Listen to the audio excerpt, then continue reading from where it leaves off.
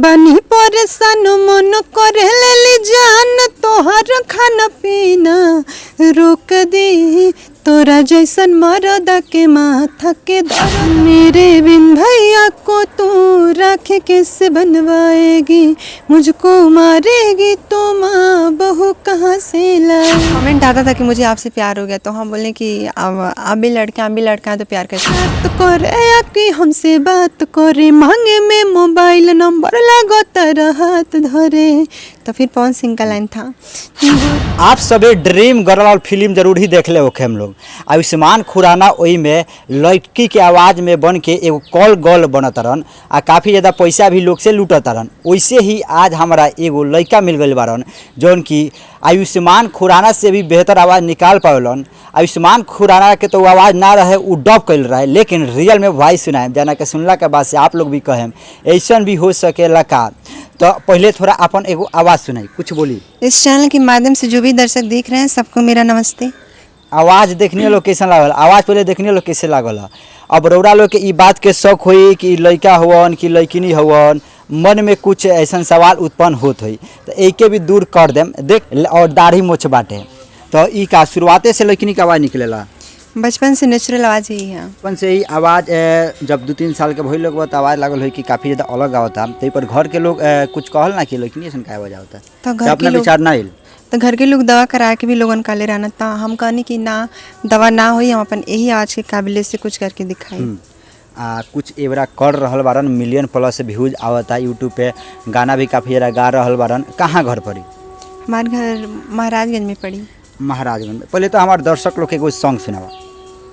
एक सॉन्ग था जो कि ट्रेंडिंग सॉन्ग था।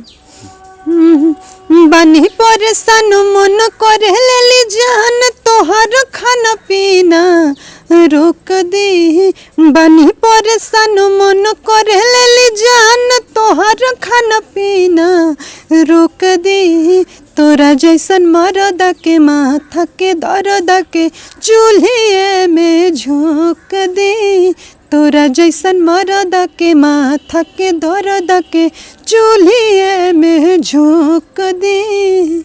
रौरा लोग गाना सुन लिया लोग आ गाना सुनला के बाद से रौरा लोग के मन में फिर से विचार आयल हुई कि ई लड़किनिए कहीं हवन कहीं झूठ बोलत होइयन लेकिन ऐसा बिल्कुल भी नहीं के फिर से ये बात कह दी।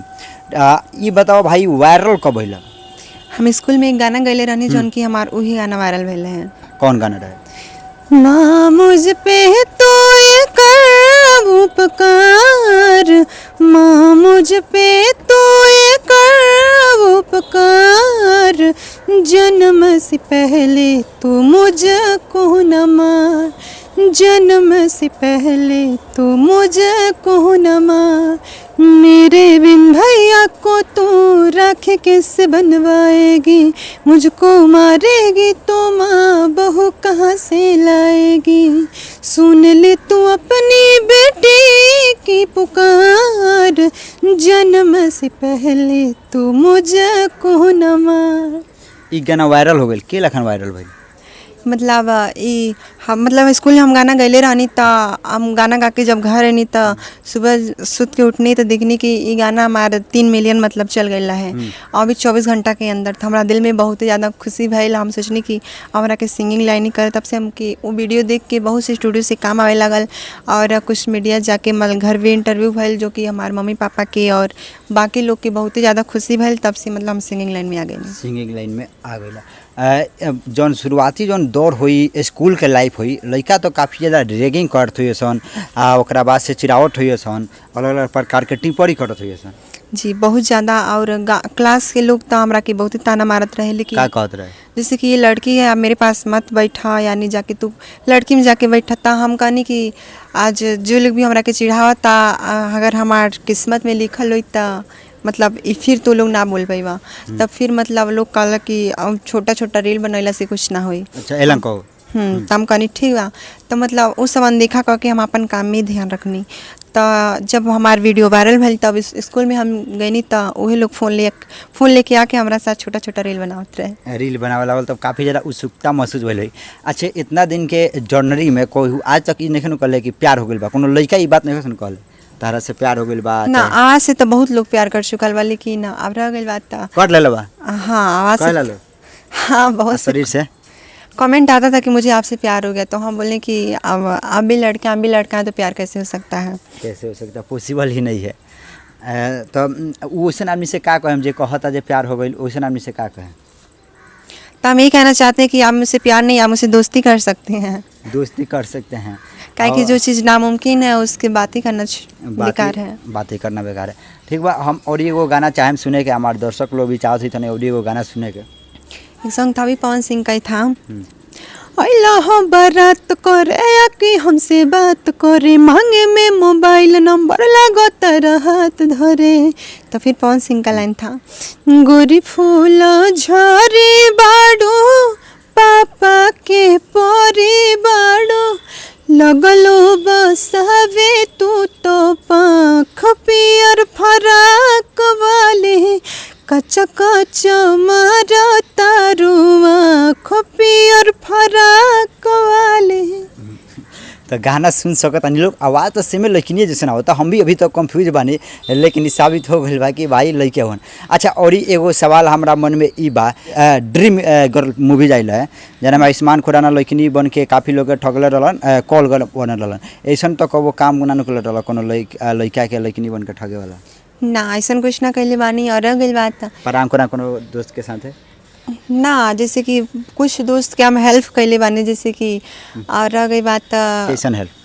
जैसे कि मतलब इनको आप ऐसे बात कीजिए, तो मतलब ऐसा मतलब कॉल किए, लेकिन हम अपना सच्चाई मतलब बता देते हैं कि भैया हम लड़का, लेकिन फिर भी लोग विश्वास नहीं करते हैं। अच्छा, विश्वास ना करे ला लो। क्यों फोन यदि करो तो का कहत हो, यदि फोन कैला सब बात सुन लगवा से का रिएक्शन होला? अभी कल एक मैम आई थी इंटरव्यू के लिए, तो हम हमारे पास 2 महीना पहले कॉल की थी। तो कॉल की, तो हम कॉल रिसीव किए तो बोल रही हैं कि मैम क्या ब्रिजेश से बात हो जाएगा? तो हम बोले कि जी मैम बात हो जाएगा। तो कह रहे हैं कि ज़रा बात कराइएगा। तो हम बोले कि जी मैम बोलिए। कहा थी अरे आप कहाँ बात कौन सी बात कराइए? तो हम बोले मैम हम ब्रिजेश ही बोल रहे हैं। बताइए, मतलब आपको मैडम भी समझ रही थी कि आप वो ब्रिजेश नहीं है बल्कि आप एक लड़की है जी। और फीलिंग लेकिन ऐसा नहीं है ना?